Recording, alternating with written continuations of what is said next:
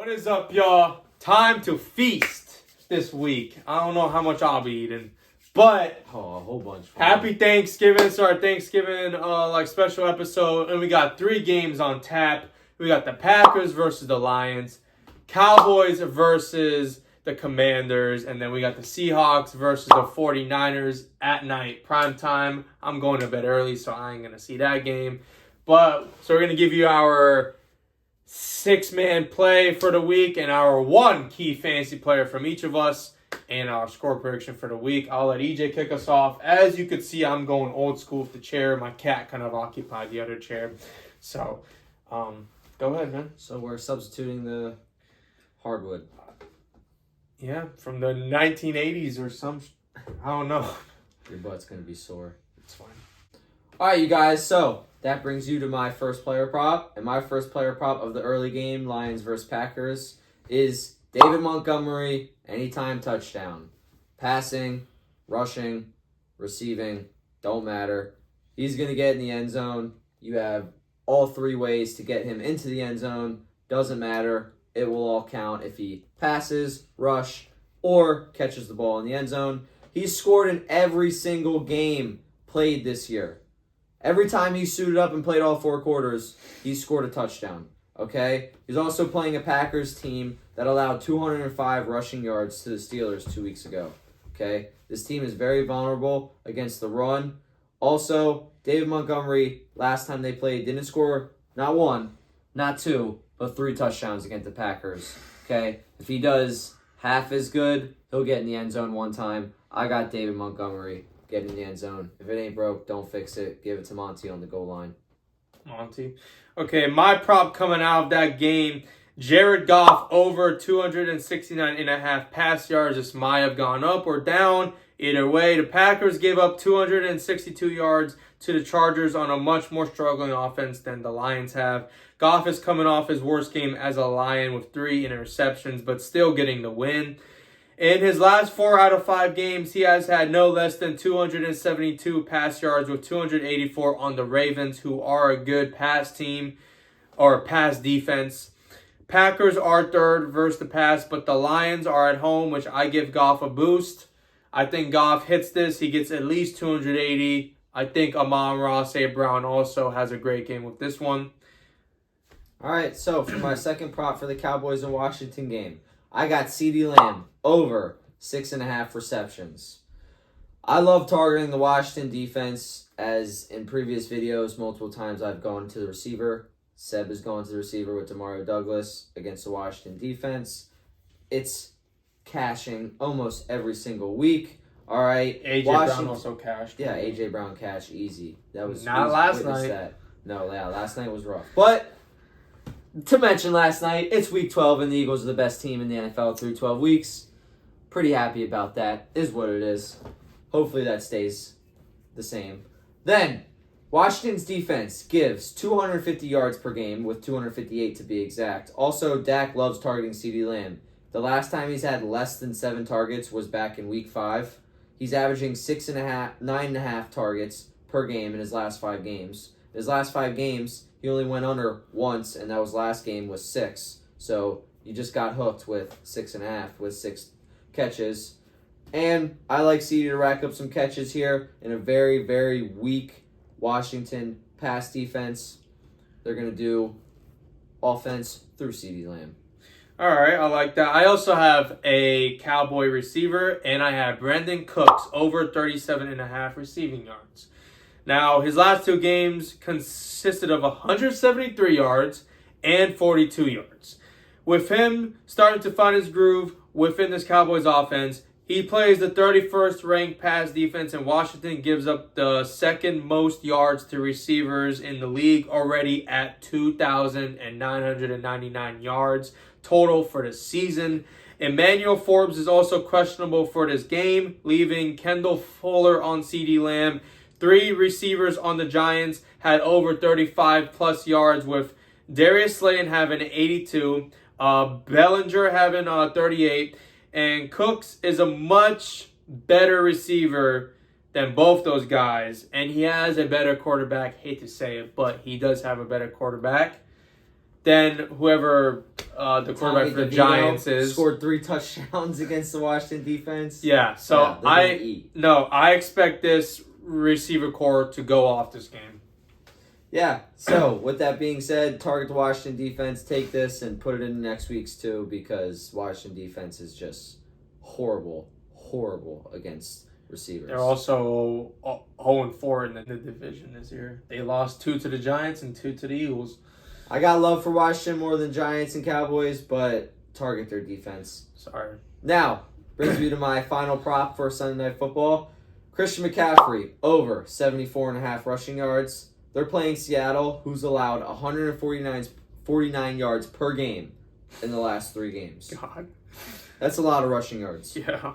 And now you're playing the Niners, who are the best rushing team in the NFL. Christian McCaffrey is going to get his. The Niners are 6.5-point favorites, therefore they're going to be in a positive game script.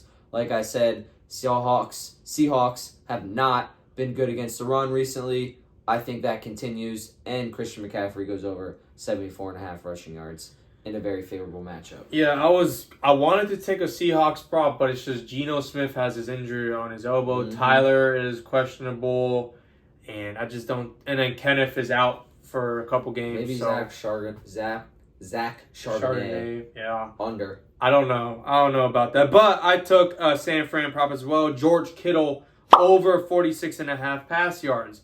Don't know why it was this low. It's kind of scaring me. But Kittle in his last 4 games has gone 78, 149, and 116. And last week he had 89 on the Bucks. Seattle is ranked 16 versus tight ends, and they should be without Jamal Adams still. I think he's out maybe 2 more games. The one game Kittle played in versus the Seahawks last year, he had 93 yards. So I think he has over 60 yards in this game. I don't see why not. We'll see what happens, but I think Kittle is just going to keep going off this year, which I regret not drafting him in fantasy this year. Yeah, I did too. I wasn't high on him, and he's actually turning out to be pretty decent. All right, that brings us to our fantasy player. Could have gone obvious here, but I did a little digging, and I'm going to tail my prop with Christian McCaffrey, and I'm going to go, if you need running back help, because a lot of people do right now, with Charbonnet now being the starting running back for the Seahawks. Kyron Williams still isn't back, but he may be coming back this week, and a whole bunch of other running backs. That Aaron Jones is now out, and I think Elijah Mitchell can give you some production. All right? The Seahawks allow the 27th most fantasy points. Okay, that means there's only 5 teams that have allowed more fantasy points to the running back position. Mitchell has seen more go. He's had 8 and 4 carries compared to the previous games when he had no more than 5, or no more than 3 actually.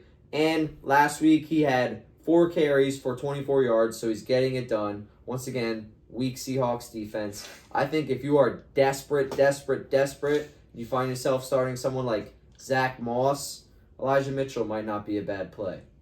In a game that they're winning by 6.5. It's not a cheap shot. There's a league that I actually have to start Zach Moss because I got Devon Achane and Khalil Herbert. So I have to start Elijah Mitchell potentially this week.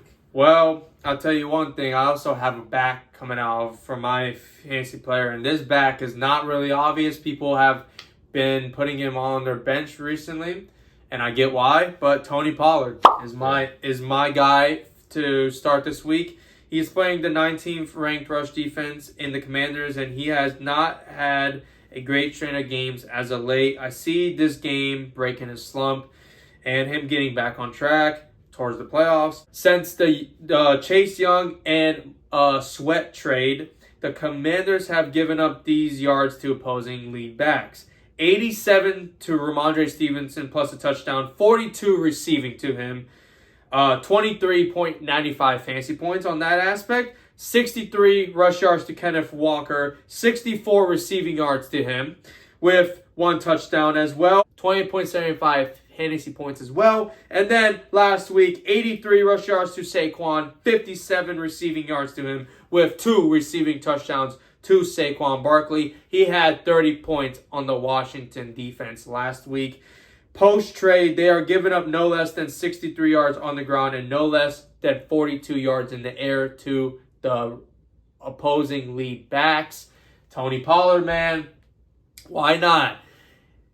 If if you are thinking of trading him, maybe this might be a great time to do it. But this week, I think he gives you at least 20 points. He should. Right? He should. I would think so, but he's been in position a lot this year where he finally got 18 last week. We'll see. Hope for the best. All right, score predictions. What's going to be happening on Turkey Day? Who's going to win? The games aren't that great, but they could potentially be good because they're all divisional matchups. So, first game, Packers at Lions. I have the Lions winning this game 28-20. The spread is 7.5, so I got the Lions beating the spread, not kicking any field goals. Dan Campbell likes to go for it on fourth down, so I think it's all touchdowns for the Lions. Both teams are coming into this game with momentum, as the Lions have won 3 straight. The Packers have won 2 out of their last 3. Also, it's pretty crazy, but the Lions have owned the Packers in their last couple matchups, as they've won both of their last matchups on Lambeau Field. That's pretty nuts to say. Lions, like I said, are heavy 7.5-point favorites, so they're over a touchdown favorite. Packers are still very banged up, as they're going to miss their best offensive weapon in Aaron Jones. Jair Alexander is still questionable to play, and the Packers offense has been struggling without David Bakhtiari out for the whole season. And you got Aiden Hutchinson, who ate last time they played, and Bakhtiari did not play. So, with that being said, the Packers are 5-9-1 without Aaron Jones. 5 wins, 9 losses, 1 draw without Aaron Jones in the lineup. The Lions are extremely healthy and are looking to stay undefeated in the division, as they have won every game, and to look to win their first game on Thanksgiving since 2016. That's crazy. I think it's a new culture for the Lions. Like I said, they're undefeated. They've beaten the Packers twice in Lambeau. It's time to get that win in Thanksgiving Day game. First time since 2016. Let's see it. Go Lions. Well, I also have the Lions winning this game 23-30. Packers have an all-time record of 105, 75-7 versus the Lions. And the Lions are 6-17 on Thanksgiving. But like EJ said, tables are turning. The Packers are going down. The Lions are coming up. Okay? And this game is in Detroit. Packers struggling on offense all year. Aaron Jones, again, he's hurt. So, and them having the 21st ranked offense versus the 5th ranked offense in the Lions. And, Rodgers had a record of 18-8 versus the Lions, but guess who's not there anymore? Aaron Rodgers. Okay? And Jordan Love is 1-2 versus the Lions. Lions need to reestablish their offensive dominance. They take this one on Thanksgiving to open up the day. I think it's going to be a pretty good game, though. I hope it is. It will. It always is a good game. The Packers are not an easy team to beat. No. All their games are pretty close. Yes, I don't think they're that good, but they're not an easy team to beat. And the Lions almost lost to the Bears last week, so it'll be a close divisional game. The Packers don't want to be the team to lose to the Lions in 2016, but I think it'll be pretty decently close. I am not going to be eating during this game. I'm going to be eating during this next game because it's 2 teams that I don't have love for in the Commanders and the Cowboys.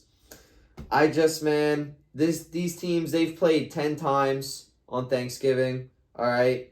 And the Cowboys are 8-2.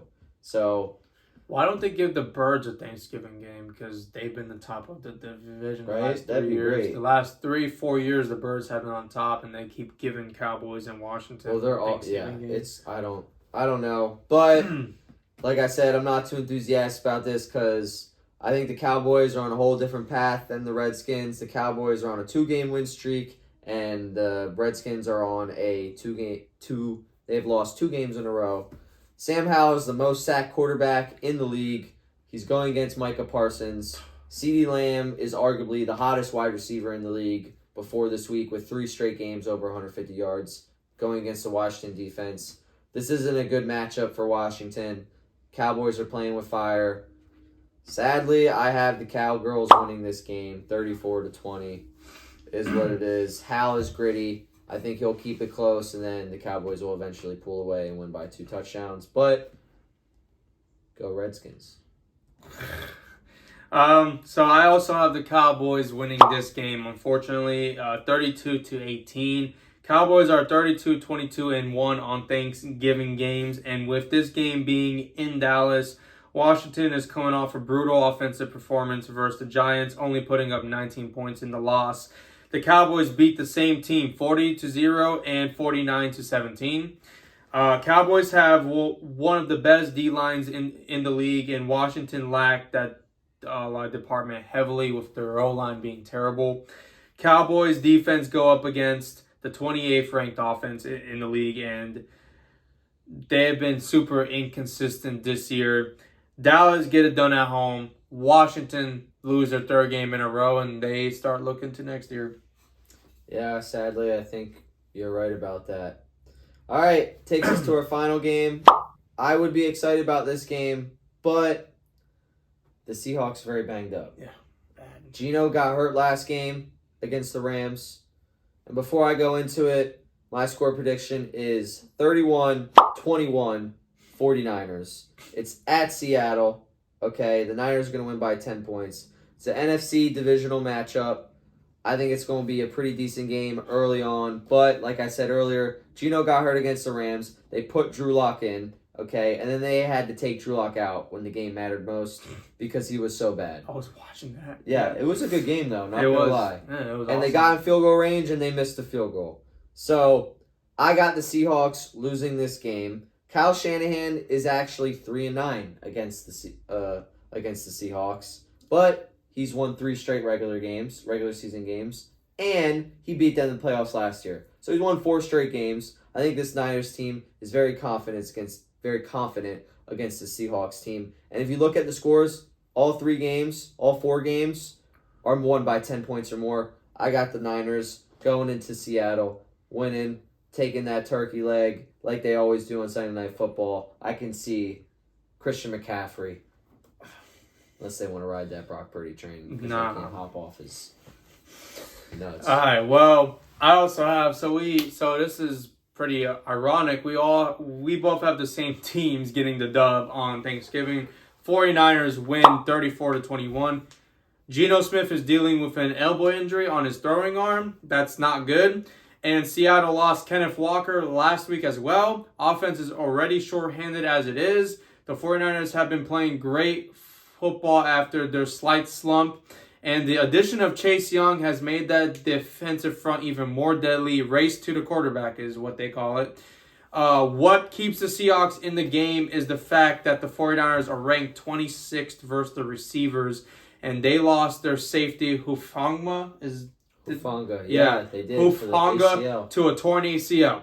Okay, that's going to be big in this game, I think. However, Seahawks defense is ranked 25th in the league overall. 49ers have all offensive pieces back and expect them to steamroll the Seahawks on Thanksgiving to a big win. Also, the problem with their defense is that if you don't have that lead safety back there, players like Tyler Lockett, Jackson Smith-Njigba could just run a slant route in, catch a good ball, and go for 20. That's how I see the Seahawks staying in this game, but there's not a strong top on the defense. Ultimately, at the end of this game, it's going to come down to giving the ball to Christian McCaffrey, and it's over. Yeah, best run team in the NFL against the defense that has allowed 149 yards per game last 3. I think there will be good games. I don't think there's going to be any upsets, but some teams may keep it close and beat the spread, so look at that. I don't think I'm going to be really too heavily focused in this game because, Thanksgiving is about spending it with your loved ones and everybody. And I'd like to win some money on Turkey Day. I would too. I won $200 last year. So I will be placing a bet. I will have the game on TV, but I'd rather spend this time with my dad, with my girlfriend, and everybody else that's going to be around. Also, Turkey Bowl, our yearly flag football game that we have. Have to go take care of that first. My team won last year, but teams are going to be way different this year. So It's tied 2-2. We've been doing it for 4 years. Okay. My team won last year, though. They were up 4-0, and we came back and won the game. Yeah, we self-imploded, but it's okay. He had a whole playbook, and we didn't, and we still won. It's because people try to play quarterback that shouldn't try to play quarterback. Happy Thanksgiving, y'all. We'll see you guys next week. Peace.